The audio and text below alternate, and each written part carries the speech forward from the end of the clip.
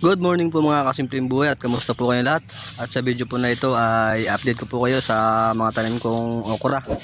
Ayan po, kung napapansin nyo po ay meron na po siyang mga bunga at pipitas po ako ng mga unang bunga.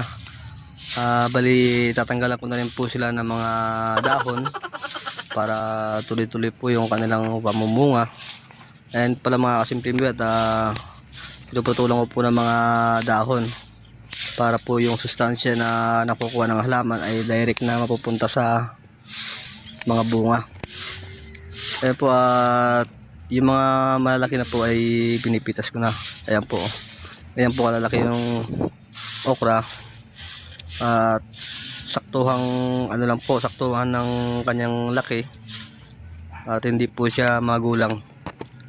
Ayan po, at tinatanggalan ko po ng mga dahon at kung napapansin nyo po napakakapal po ng dahon, halos hindi na po maarawan yung lupa, kaya kailangan ng bawasan. Ayan mga kasimpleng buhay, marami na po siyang bunga. Ayan po, kung napapansin nyo po, aalisan ko po siya ng dahon para maarawan din yung kanyang lupa. Bali sa sunod na araw pala ay magdidilig po ako dito ng abono, calcium nitrate para sa tuloy-tuloy na pamumunga.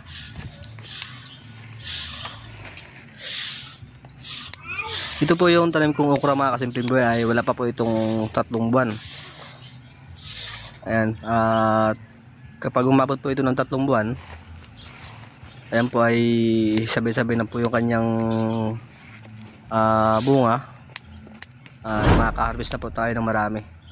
Bali, ang pilipitas ko lang po ngayon yung mga unang bunga lang. Yan po, kung nakikita nyo ay saktuhan na po yung laki. At ayun nga mga simpleng buhay, at nakikita nyo po yung ilalim ng okra ay walang gaanong damo. Ayan po ay hindi naaarawan, kaya walang tumutubong damo dahil sa kapal ng dahon. Halos hindi na masikatan ng araw yung lupa, kaya walang ganong sustansyang nakukuha mula sa araw. Mayroon pa pong natitirang fertilizer na hindi nalulusaw. Ayan. Nakahapon po umulan pero hindi naman po ganong kalakasan. Ayan. Nakikita nyo po yung mga bulaklak, bunga. Nilisan ko ng sanga, dahon para tuloy-tuloy yung kanyang paglaki. Ayan, marami na po siyang bulaklak at marami na rin bunga. Kaya ngayon ay kailangan na natin bawasan ng dahon at para hindi nahuhulog yung kanyang bunga.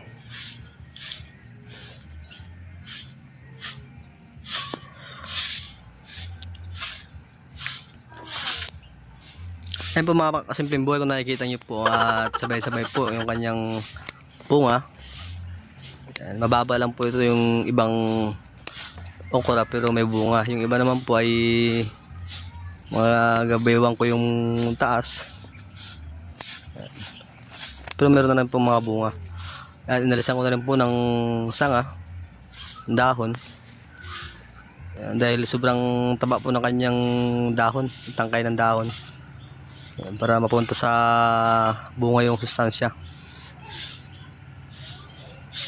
Ay po mga kasimpleng buhay, at maraming salamat nga pala sa mga subscribers at sa mga viewers ko dyan. At sana isuportahan nyo pa po yung aking YouTube channel at asahan nyo po na marami pa po akong video may upload, at abangan nyo po yung mga next video ko hanggang sa pag-harvest po ng mga tanim kong gulay at sa pag tanim ng tarbos kamuti dito sa harap ng bahay. Ay po mga kasimpleng buhay, wala pa po akong video sa ginawa kong kulungan ng mga manok. Inuna ko muna ito yung mga tanim kong okra para ma-update ko po kayo kung kung kamusta na kaya yung aking mga tanim na okra. Ayan po mga simpleng buhay, napakakapal ng dahon, at ngayon po na napruning ko na siya. Ayan, medyo nabawasan po yung dahon at naaarawan na po yung kanyang mga lupa. Ayan po, at napapansin nyo ay napakalago talaga ng dahon. Doon naman po yung patula ko may mga bunga na, at yung sitaw Ayun po mga kasimpleng buhay at papakita ko rin po sa inyo yung mga tanim kong sitaw dito sa likod ng bahay, dito sa mini farm ko. Ayan po, at kung napanood nyo po yung nakaraan na video ko na nag-harvest po ako dito ng pangulam. Ayan po, at inadubo po namin yon. At ngayon naman po ay mag-harvest na naman po ako ng pangulam na naman at titingnan ko po kung gaano karami. Ito po ay pangatlong harvest ko. Ayan, at napakalago po ng kanyang dahon at marami pong bunga na maliliit. Ayan po, at kung napapansin nyo po ay meron sa baba na bunga. Ayan, meron din pong nasa ilalim na di mo makikita. Ay mga kasimpleng buhay, ito lang po at napakasimple lang po ng pagtatanim at napakasarap po sa pakiramdam na meron ka ng anihin. Ayan, at meron pong libreng pang ulam. At ayan mga kasimpleng buhay, medyo makakarami yata ako ng pitas ngayon. At ayan na po yung tanim kong patula at marami na po siyang bunga.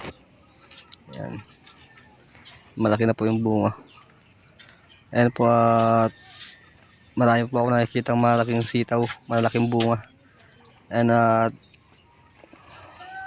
ayan po, halos umabot na po sa lupa yung kanyang bunga.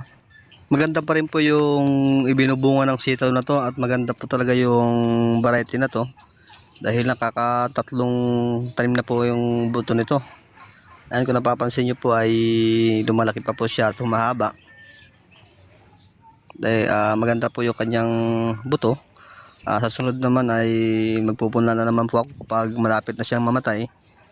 Magtatabi na naman po ako ng mga pangpunla sa sunod na kailangan po ay dadamihan ko na yung buto para marami din po akong itanim. Maganda po yung sitaw na ito at mabilis po siyang tumubo at mabasa lang po siya ng konti, talagang tutubo siya kaagad. Hindi po katulad ng ibang buto na na kapag nabasa ay nalulusaw. Ay po mga kasimpleng buhay, napapansin nyo pati sa ilalim po, sa malapit sa lupa, meron pong bunga. Ayan po yung hindi ko natanggal na sanga dahil nga meron siyang bulaklak, kaya hindi ko na siya pinutol. Kaya ayan po, at marami na po ako nakuha at meron naman pong pangulam. Pati po yung itong patula ko ay marami na rin siyang bunga. Yan. Sa next video ko po ipapakita ko po sa inyo kung ano yung diskarte para maparami yung bunga ng patula.